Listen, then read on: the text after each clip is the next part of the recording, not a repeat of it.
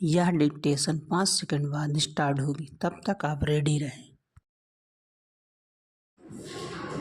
Ready start. Bharat और चीन पूर्वी लद्दाख में गतिरोध को जल्द से जल्द हल करने पर सहमत हुए हैं। विदेश मंत्री एस जयशंकर ने गत गुरुवार को कजाकिस्तान में शंघाई सहयोग संगठन के शिखर सम्मेलन से इतर अपने चीनी समकक्ष वांग यी के साथ बैठक कर इस मसले पर विस्तार से बातचीत की। इस दौरान भारत ने अपना रुख दोहराते हुए कहा कि वास्तविक नियंत्रण रेखा का सम्मान करने के साथ ही सीमा पर शांति बहाली आवश्यक है। इससे दोनों देशों के बीच सीमा पर हालात सामान्य होने और द्विपक्षीय संबंधों में सुधार को लेकर उम्मीद की एक नई किरण नजर आई है। दरअसल विदेश मंत्री ने अपने चीनी समकक्ष के साथ वार्ता से साफ कहा कि दोनों देशों के बीच संबंध पारस्परिक सम्मान, आपसी हित और संवेदनशीलता पर आधारित होने चाहिए। उन्होंने इस बात पर भी जोर दिया कि सीमा पर शांति और द्विपक्षीय संबंधों में स्थिरता तभी आएगी जब सीमा प्रबंधन के लिए अतीत में दोनों पक्षों के बीच द्विपक्षीय समझौतों और नियमों का पूरी तरह पालन किया जाएगा।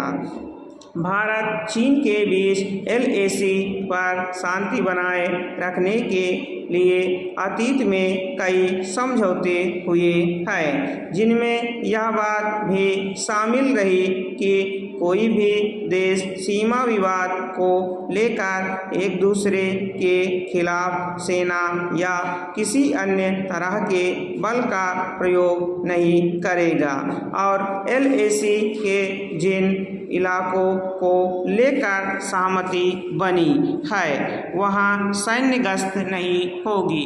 दोनों देशों के सीमा पर यथास्थिति बनी रहेगी, मगर सवाल है कि क्या चीन की ओर से इन बातों पर अमल को लेकर कभी गंभीरता दिखाई गई। यह छिपा नहीं है कि चीन की सेना की ओर से समय समय पर इन समझौतों का उल्लंघन किया जाता रहा है। सीमा पर गलत तरीके से घुसपैठ करके भारत के लिए मुश्किल पैदा करने की कोशिश की जाती रही है।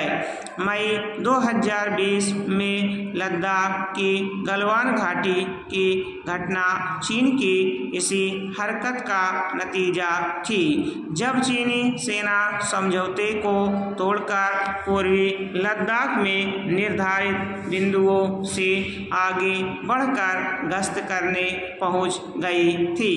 भारतीय सुरक्षा बलों ने इसका विरोध किया और दोनों पक्षों के बीच हिंसक झड़प हुई थी। तब से लेकर पूर्वी लद्दाख में गतिरोध बरकरार है। अरुणाचल प्रदेश में चीन की दखलंदाजी छिपी नहीं रही है। ऐसा नहीं कि इस गतिरोध को खत्म करने के प्रयास नहीं हुए।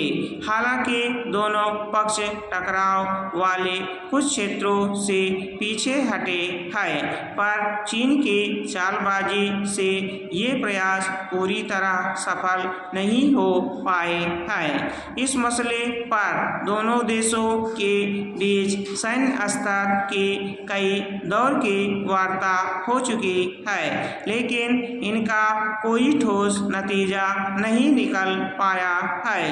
भारत चीन के सैन्य कमांडरों के बीच पिछली वार्ता इसी साल फरवरी में हुई थी, जिसमें दोनों पक्ष सीमा पर शांति और स्थिरता बनाए रखने पर सहमत हुए, लेकिन गतिरोध के अस्थायी समाधान की दिशा में कोई ठोस प्रगति नहीं हुई।